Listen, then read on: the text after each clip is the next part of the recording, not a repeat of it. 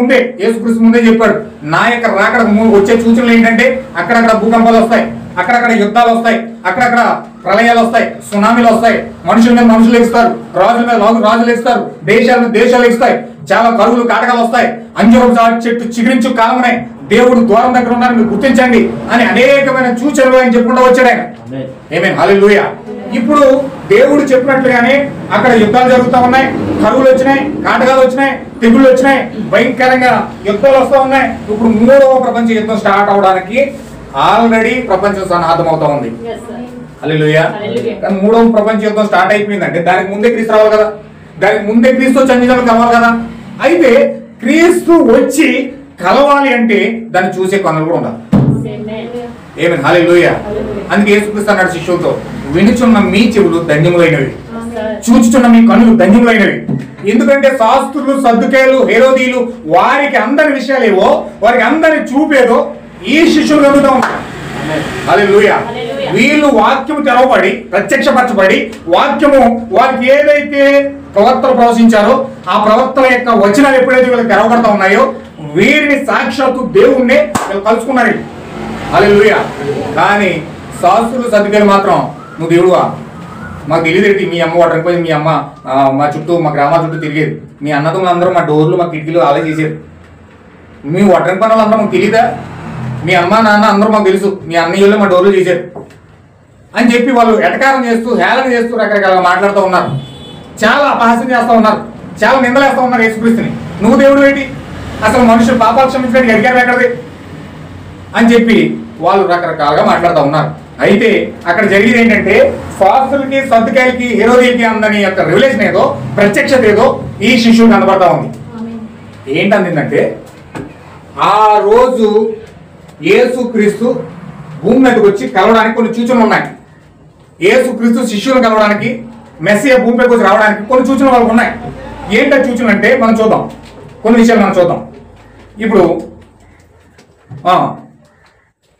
క్రీస్తు భూమి మీదకి వచ్చినప్పుడు యెషయా చెప్పాడు 35వ అధ్యాయంలో ఈ విధంగా చెప్పాడు, మెస్సియా అనగా క్రీస్తు భూమి మీదకి వచ్చినప్పుడు గుడ్డివాళ్ళు చూస్తారు, మోగాళ్ళు మాట్లాడతారు, కుంటువాళ్ళు దుప్పువల్లి గంతులేస్తారు అన్నాడు. అదో సూచన. ఆ సూచన ప్రభువే యేసుక్రీస్తే, ప్రభువే సాక్షాత్తు వచ్చి దాన్ని నెరవేర్పు చేస్తా ఉన్నాడు. కానీ ఆ పరిసయ్యులు, సద్దుకేయులు ఆ సూచన చూడలేదు. ఆ సూచనలో వాళ్ళు గుడ్డివాళ్ళు అయ్యారు. భ్రష్టాత్మ వాళ్ళు పట్టేసిందట. ఏమాత్మ అండి? భ్రష్టపాత్మ పట్టేసిందట. ఆ భ్రష్టపాత్మ అంటే, భ్రష్టత్వం అంటే అర్థం ఏంటంటే ఉన్న విశ్వాసాన్ని కూడా కోల్పోవడం అన్నమాట. ఏంటంటే వాళ్ళకి ఏదో వీడి చిన్నపాటి ఏదో చిన్న విశ్వాసం ఉంటుంది లోపల, అక్కడ దేవుడు ఉన్నాడు అంటే పరిస్థితులన్నీ చూసి చూసి చూసి విసుకుపోయి మొత్తం దేవుడు లేడనుకుంటారు. కానీ లోపల ఎక్కడో చిన్న భాగం చెప్తే దేవుడు ఉన్నాడు, భయపడాలి, దేవుడు ఉన్నాడు, కొంచెం జాగ్రత్తగా ఉండాలి, కొంచెం ఎక్కడో లోన ఎక్కడో కొద్ది పాటు ఉంటుంది. ఆ విశ్వాసాన్ని కూడా కోల్పోతారు అనమాట భ్రష్టత్వం అంటే. అయితే ఆ భ్రష్టాత్మ వాళ్ళు పట్టేసింది, బలంగా పట్టేసిందట. ఒక మూర్ఖపాత్మ లేకపోతే ఒక గర్వపాత్మ వారిని బలంగా పట్టుకుంది. వారు మెస్సియా సూచన చూడలేని గుడ్డివాళ్ళు అయిపోయి కొన్ని లక్షల మందిని చూడనివ్వకుండా వాళ్ళు చేశారట. ఎవరండి? ఆ కాలం యొక్క పాస్టర్లు. ఆ కాలం యొక్క పాస్టర్లు దేవుణ్ణి చూడలేదు, వాళ్ళు గుడ్డోళ్ళు అయిపోయారు. భ్రష్టాత్మలు పట్టింది, గర్వపాత్మలు పట్టేసింది, ఆ యొక్క మూర్ఖపాత్మలు పట్టేసింది. వాళ్ళు చూడకపోయి అనేక మంది ప్రజల్ని, ఇప్పుడు పాస్టర్ నమ్మలేదు అనుకోండి, వాళ్ళ సంఘం అంతా నమ్మరు.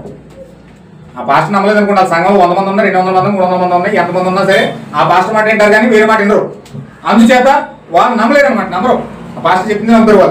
వాళ్ళ పాస్టర్ల మీద ఆధారపడినందుకు, వాక్యం మీద ఆధారపడకుండా వాళ్ళ ఆ కాలం యొక్క పాస్టర్ల మీద ఆధారపడినందుకు యేసుక్రీస్తును వాళ్ళు కూడా పాస్టర్గా వేసిస్తున్నాడు. వీళ్ళు కూడా అలాగే వేసిచ్చారు. పాస్టర్ అయితే వ్యతిరేకించాడు, వీళ్ళు కూడా అలాగే వ్యతిరేకించారు. గుడ్డోళ్ళు అయిపోయి అనేక మందిని కూడా వీళ్ళు గుడ్డోళ్ళు అయిపోయింది కాకుండా సంఘాన్ని మొత్తం గుడ్డోలు చేసేసారు. ఈ సూచన చూపించడానికే దేవుడు ముందుగా ఒక మార్గాన్ని దేవుడు వాళ్ళకి సిద్ధపరిచాడు. ఆ సూచన భూమికి వస్తా ఉంది. ప్రభువు యేసుక్రీస్తు భూమికి వస్తున్నాడు. నేరుగా డైరెక్ట్గా వచ్చేలేదైనా, డైరెక్ట్గా రాకుండా ఒక సూచన వాళ్ళకి ఇచ్చాడు. ఏంటో సూచన అంటే మెస్సియా భూమి మీదకి రావాలంటే మెస్సియా కంటే ముందుగా ఏలియా రావాలి. హల్లెలూయా. ఎవరు రావాలండి? అంటే మెస్సియా వచ్చే ముందుగా భూమి మీదకి ఎవరు రావాలంటే ఏలియా రావాలి. ఏలియా వచ్చి మెస్సియాని పరిచయం చేస్తాడనమాట. ఈ ఏలియా వచ్చి మెస్సియాని పరిచయం చేసి ఆ ప్రపంచానికి ఈయన మెస్సయ్యా అని తెలియజేస్తాడు. దాన్ని తెలియజేయడానికి దేవుడు ఏం చేస్తున్నాడంటే మొట్టమొదటి ఏలియా పంపిస్తున్నాడు. ఏలియని పంపించి ఇక్కడ ఏం చేస్తున్నాడు చూడండి. అక్కడ ఏలి ఆత్మ. ఇప్పుడు ఈ సూచన చూపించడానికి దేవుడు ముందుగా ఒక మార్గాన్ని సిద్ధపరిచాడు. ఒక ఏలి ఆత్మ కలిగిన ఒక వ్యక్తిని దేవుడు ముందుగా పంపుతూ ఉన్నాడు. ఆయనే మొదటి రాకడకు ముందు వచ్చిన ఏలియా ఎవరంటే బాప్టిజం ఇచ్చి యోహానా ఉన్నాడు. హల్లెలూయా. వింటున్నారండి? కొన్ని విషయాలు పట్టుకోండి. ఇప్పుడు రాకడ ముందు వాళ్ళు చూసిన ఏంటంటే ఒక సూచన, రాకడ దేవుడు భూమిపైకి వచ్చాడు. రాకడ గుర్తించడానికి దేవుడు భూమిపైకి వచ్చాడని చెప్పడానికి ఒకటి ఏంటంటే ఇక్కడ కుంటివారు నడవడం,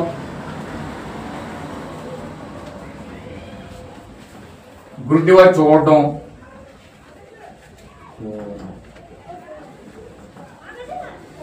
మోగవాళ్ళు మాట్లాడటం,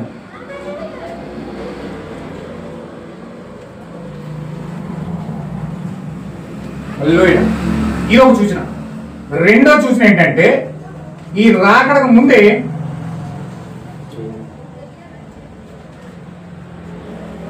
ఆ యొక్క మెస్సియన్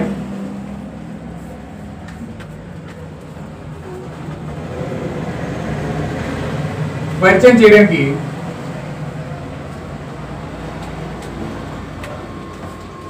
ఏలియా వస్తా ఉన్నాడు.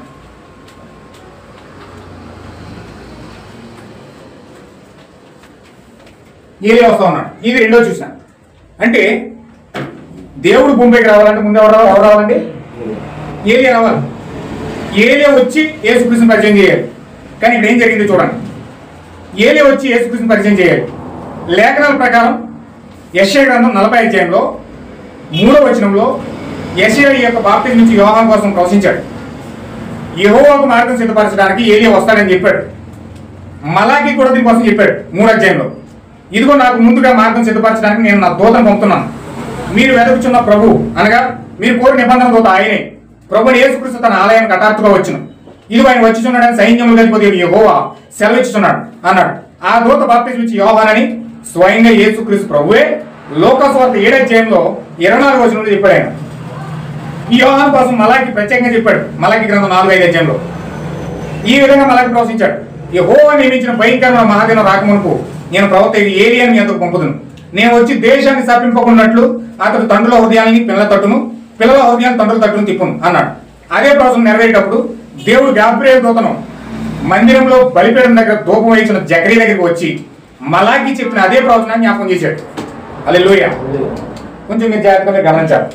ఇక్కడ జరుగుతున్నది ఏంటంటే యెషయా చెప్పాడు ఏలియా వచ్చి మెస్సియాను పరిచయం చేస్తాడని. అలాగే మలాకి కూడా చెప్పాడు ఆయన రాకడ నిబంధన దూతకు వచ్చే ముందుగా నేను ఒక దూత వస్తుంది ఆయనకి మార్గం సిద్ధపరచడానికి అని. ఇప్పుడు ఇవన్నీ కూడా ప్రవచనాలు ప్రవచించుకుంటూ వచ్చాయి. కానీ గొప్ప విషయం ఏంటంటే ఒక్క విషయం మనం చూద్దాం. మత్తయి సువార్త 17వ అధ్యాయము మొదటి నుంచి చదువుతాం. 6 దినములైన తరువాత యేసు పేతురును యాకోబును అతని సహోదరుడైన యోహానును వెంట పెట్టుకొని ఎత్తైన ఒక కొండ మీద ఏకాంతంగా పోయి రూపాంతరపరచబడ్డాడు. ఆయన ఒక సూర్యుడి వలె ప్రకాశించింది. ఆయన వస్త్రములు వెలుగు వలె తెల్లని వాయెను. ఇదిగో మోషేయు ఏలియాను వారికి కనబడి ఆయనతో మాట్లాడుచుండి. ఇది మెస్సియా చూసిన తప్ప ఇంకో వేరే చూసిన కదా. మెస్సియా అక్కడ కొండ మీద రూపాంతరపరచబడతా ఉన్నాడు. ఇది మెస్సియా చూసిన. ఆయన ఒక సూర్యుని వలె వెళ్ళిపోతా ఉంది. ఆయన వస్త్రాలు వెలుగు వలె తెల్లగా అయిపోయినాయి. ఇక్కడ ఏం జరుగుతుందంటే ఎప్పుడైతే ఈ యొక్క దర్శనాన్ని అక్కడ ఉన్న పేతురు, యోహాను, ఆంద్రే అక్కడ యాకోబు చూసారో, ఎందుకంటే కూడా తీసుకెళ్ళాడు కదా. మరి ఎవరిని తీసుకెళ్ళాడండి? 6 దినములు అయిన తర్వాత పేతుర్ని, యాకోబుని, యోహాన్ని ముగ్గురిని వెంట పెట్టుకుని రూపాంతరపడడానికి వెళ్ళాడు. ఆయన అక్కడ రూపాంతరపరచబడతా ఉన్నాడు. రూపాంతరపరచబడేటప్పటికి ఎప్పుడైతే ఆయన ముఖం సూర్యుని వలె ప్రకాశించిందో, ఆయన వస్త్రాలు వెలుగుగా అయిపోయినాయో, అక్కడ మోషే, ఈ పక్కనే మోషే ఉన్నాడు, ఈ పక్కనేమో ఏలియా ఉన్నాడు, మధ్యలో యేసుక్రీస్తు ఉన్నాడు. అక్కడ రూపాంతరపరచబడతా ఉన్నారు. ఎప్పుడైతే పేతురు చూసాడో ఈ దర్శనాన్ని అంటున్నాడు ఇక ఇక్కడ మనం ఇక్కడ ఉండడం మంచిది, నీకు ఇష్టమైతే ఇక్కడ నీ కోటి, మోషే కోటి, ఏలియా కోటి 3 పర్ణశాలలు కట్టేస్తాను. అంటే మనోడికి ఎలాంటి ఆలోచన వచ్చేసిందంటే 3 దేవుళ్ళు ప్రత్యక్ష వచ్చేసింది ఇక్కడ. హల్లెలూయా. 3 దేవుళ్ళు ప్రత్యక్ష వచ్చి 3 గోడలు వేసేస్తాను అన్నాడు, 3 గుళ్ళు కట్టేస్తాను అన్నాడు. మనం చెప్తున్నట్టుగా తండ్రి, కుమార, పరిశుద్ధాత్మ 3 దేవుళ్ళు ఉన్నారని చెప్తున్నట్టుగా ఆ రెవల్యూషన్ పేతురు కూడా ఆ టైంలో వచ్చింది. ఆ టైంలో ఎప్పుడైతే ఆ పేతురుగా రెవల్యూషన్ వచ్చిందో వెంటనే నాకు ఏమన్నా తెలుసండి 5వ వచనంలో అతను ఇంకా మాట్లాడుతుండగా ఇదిగో ప్రకాశమానమైన ఒక మేఘము వారిని కమ్ముకున్నది.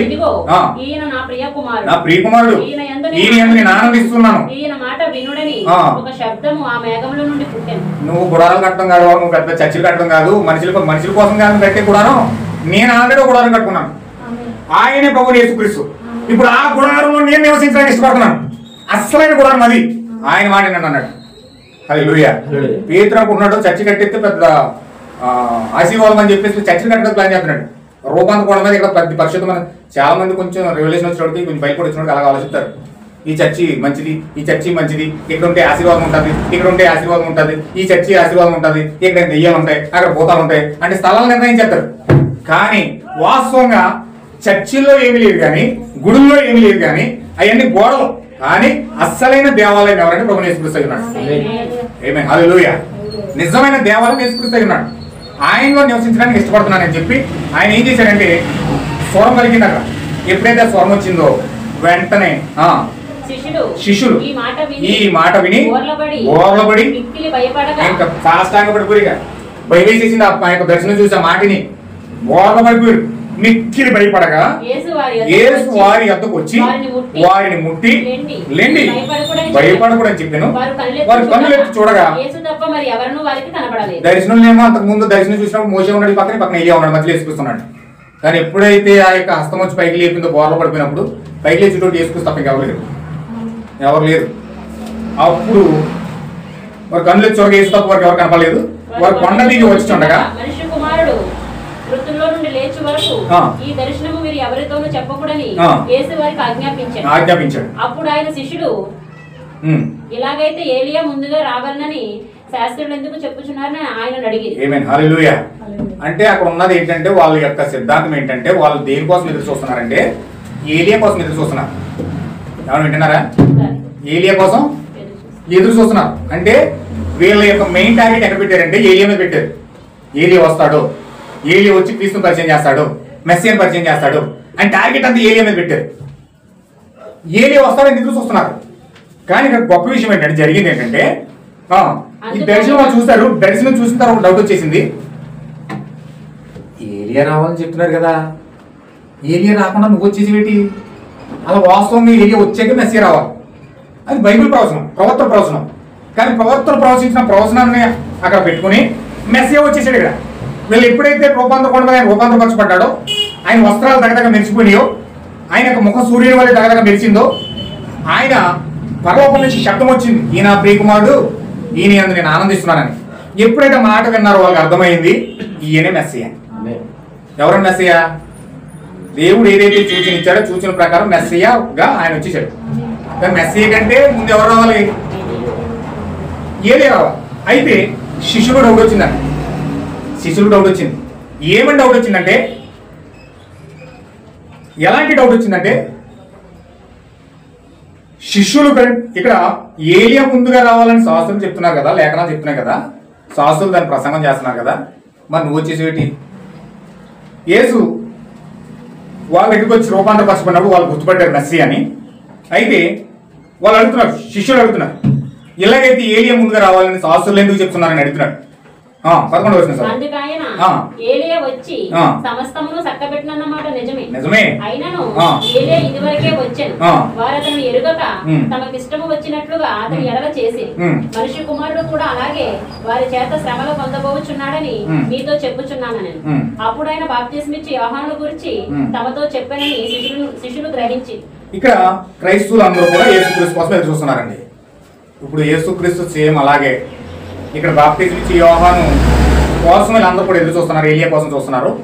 కానీ ఏలియా వచ్చి ఆ దగ్గరికి వచ్చి పరిచయం చేసి ఆయన ఆల్రెడీ వెళ్ళిపోవడం జరిగింది. కానీ వీళ్ళకి యేసుక్రీస్తు రావడం, మెస్సియా రావడం, బాప్తిజం ఇచ్చి యోహాను రావడం, ఏలియా రావడం, వారితో మాట్లాడడం, పరిచయం చేయడం, వెళ్ళిపోవడం కూడా జరిగిపోయింది. కానీ ఈ యొక్క అక్కడ ఉన్న ప్రజలకు ఎవరికి కూడా తెలియలేదు. ఎవరికి తెలియలేదండి. శిష్యులు యేసుక్రీస్తు యొక్క దర్శనం చూసి రూపాంతర కొండ మీద రూపాంతరపరచబడుతున్న దేవుని చూసి ఆ రూపాంతర కొండ మీద జరిగే సన్నివేశం చూసే వరకు కూడా ఏలియా వచ్చాడన్న సంగతి వీళ్ళకి కూడా తెలియదు. హల్లెలూయా. ఈ రోజు ప్రపంచం అదే స్టేజ్లో ఉన్నారు. ఈ రోజు ప్రపంచం కూడా ఆ రోజు ఇజ్రాయేల్ దేశం ఎలాగైతే చలనం లేకుండా దేవుడు వచ్చి వారి మధ్యలో పరిచయం చేస్తున్నా, దేవుడి రాక ముందే ఏలియా వచ్చి వాళ్ళు పరిచయం చేసి ఆయన వెళ్ళిపోయినా వీళ్ళు మాత్రం ఆయన వచ్చాడు పరిచయం చేసి వెళ్ళిపోడు, వీళ్ళు మాత్రం ఇంకా వస్తాడు వస్తాడు వస్తాడు వస్తాడని ఎదురు చూస్తున్నారు. ఎంత దౌర్భాగ్యమైన పరిస్థితి అండి. క్రైస్తవులు తెలియలేదండి. ఆ రోజు ఇజ్రాయేల్ తెలియలేదు. ఏలియా వస్తాడు వస్తాడని ప్రసంగం చేస్తున్నారు, కానీ ఆల్రెడీ వచ్చేసి వెళ్ళిపోయాడు. వాళ్ళు తెలియలే. శిష్యులు అడుగుతున్నారు యేసుక్రీస్తుని ప్రత్యేకంగా కొండ మీద తీసుకెళ్ళి, ఈ కాలంలో ప్రవర్తన్నాడు ఎత్తబాటు కూడా సీమ అలా ఉంటుంది అన్నాడు. ఎత్తబాటు కూడా సీమ అలా ఉంటుంది అన్నాడు. అంజుజనుల మధ్యలో పరిశుద్ధులు ఎత్తబడడం కూడా అలాగే జరుగుతుంది అన్నాడు. అంటే అలాగే ఎలా జరుగుతుందంటే ఆయన రావడం, తన పిల్లల్ని సిద్ధపరచుకోవడం, ఆయన తన పిల్లల్ని సిద్ధపరిచి రూపాంతరపరిచి మధ్యాకాశంలో తీసుకెళ్ళిపోవడం జరిగిపోద్ది. కానీ ఈయన మాత్రం వస్తాడు నా యేసురాజు అంటారు. పాటలు పాడుకుంటూనే ఉంటారు. ఏమండి, పాటలు పాడుతూనే ఉంటారు. వస్తాడు వస్తాడు వస్తాడు అని ఎదురు చూస్తూనే ఉంటారు తప్ప వచ్చిన దేవుడు మాత్రం చూసే కన్నులు వీరికి లేవు. చాలా అమూల్యమైన సబ్జెక్ట్ ఇది. దేవుడు నాకు ఎందుకు ఇచ్చాడో తెలియదు, కానీ ఈ విషయాలు చాలా విషయాలు గ్యాదర్ చేసేటప్పటికి అన్ని ఒకదాని తర్వాత ఒకటి ఒకదాని తర్వాత ఒకటో అలా అంటుకుపోయి మొత్తం బైబిల్ అంతా వచ్చేస్తున్నాను. చెప్పడానికి ఇది 10 రోజుల సబ్జెక్ట్ ఉంటుందేమో నాకు తెలియదు, ఎన్ని వారాలు కంటిన్యూ చేస్తాను నాకు తెలియదు, కానీ నేను కొంత మాత్రమే నేను ఇప్పుడు చెప్పిన ముగిస్తాను. అయితే కొంచెం మీ జాగ్రత్తగా పట్టుకోవాలి. కొన్ని విషయాలు, చాలా విషయాలు ఉన్నాయండి. అయితే కొన్ని విషయాలు మాత్రం నేను ప్రాముఖ్యమైనవి చెప్తా ఉన్నాను. ఇప్పుడు క్రైస్తవులు వారి వారి ఆచారాలు ఉండా, వారి వారి సిద్ధాంతాలు ఉండా, వారి వారి సంఘాలు ఉండా ఏదో ఆరాధన చేసుకుంటూ ముందుకు వెళ్ళిపోవడానికి పోగలాడుతూ ఉన్నారు, కానీ వారి వారి సిద్ధాంతాలు అమలు చేయడానికి పోగలాడుతూ ఉన్నారు, కానీ సంగీతాల కోసం పరిగెట్టడానికి పోగలాడుతూ ఉన్నారు, కానీ అవసరాల కోసం పరిగెట్టడానికి పోగలాడుతూ ఉన్నారు, కానీ లేకపోతే రకరకాల కార్యాల కోసం వాళ్ళు పరిగెట్టడానికి, సూచక్రియల కోసం, అద్భుతాల కోసం, స్వస్థతల కోసం పరిగెట్టడానికి సిద్ధపడతా ఉన్నారు. కానీ నిజమైన వాగ్దాన వాక్యము దేవుని సన్నిధిలో ఈ కాలంలో వాక్యం ఏ విధంగా నెరవేర్చబడతా ఉంది, దేవుడు ప్రవచించిన ప్రవచనాలు భూమి మీద నెరవేరుతున్నాయా లేదా, అసలు దేవుడు ఈ కాలంలో ఎలాంటి ప్రవచనం ప్రవచించాడు అని ఖచ్చితంగా దానికోసం వెతికే మనసు తక్కువండి. ఆమేన్, హల్లెలూయా. ఎవరైతే వాటి కోసం వెతుకుతా ఉన్నారో, ఎవరైతే ఆ ప్రభు కోసం కనిపెడతా ఉన్నారో వారి జీవితంలో దేవుడు వాటిని అప్లై చేయడానికి, అమలు చేయడానికి, నెరవేర్చడానికి వారికి ప్రత్యక్షంగా దేవుడు ప్రత్యక్షపరచుకుంటా ఉన్నాడు. ఆమేన్, హల్లెలూయా. ఇక్కడ మీరు గమనించాలి, ఏలియా వస్తాడని ఎదురు చూస్తూ ఉన్నారు, కానీ ఏలియా వచ్చి వెళ్ళిపోయాడు. వస్తాడని ఎదురు చూస్తూ ఉన్నారు, ఇంకా వస్తాడని, కానీ ఆల్రెడీ వచ్చేసాడు, పరిచయం చేసేసాడు, వెళ్ళిపోయాడు. కానీ ఇంకా వాళ్ళు ఏలియా వస్తాడని ఎదురు చూస్తూ ఉన్నారు. యేసుక్రీస్తు ఏం చెప్పాడు తెలుసా? ఆయన వచ్చాడు, వెళ్ళిపోయాడు, ఆయన పరిచయం అంతా చక్కబెట్టేసాడు, వెళ్ళిపోయాడు. తర్వాత నేను వచ్చాను మనుషుని కుమారుడుగా. యోహాను పట్ల వాళ్ళు ఎలాగైతే ఉన్నారో నా పట్ల కూడా వాళ్ళు అలాగే ఉంటారు. అంటే అర్థం ఏంటి? యేసుక్రీస్తుని కూడా వాళ్ళు చూడలేరు, యేసుక్రీస్తుని కూడా వాళ్ళు చూసే పనులు వారికి గుడ్డితనం వచ్చింది. ఎలాంటి గుడ్డితనం అంటే ఆ యుగ సంబంధమైన దేవత వారిని చూడలేనంత, క్రీస్తుని చూడలేనంత గుడ్డితనము వారి మధ్యలోకి వస్తూ ఉందన్నమాట. హల్లెలూయా. ఇంకొక నేను 5 నిమిషాలను ముగిస్తాను, కొంచెం జాగ్రత్తగా చూడండి. ఇక్కడ మలాకి 3:1 కూడా ఆ బాప్తిస్మం ఇచ్చే యోహాను కోసం మలాకి ప్రవచించాడు కొన్ని వందల సంవత్సరాల క్రితమే. ఇదిగో నాకు ముందుగా మార్గాన్ని సిద్ధపరచడానికై ఒక దూతను పంపుతున్నాను, మీరు వెతుకుచున్న ప్రభు అనగా మీరు కోరు నిబంధన దూత ఆయనే ప్రభుని యేసుక్రీస్తు తన ఆలయం హఠాత్తుగా వచ్చును.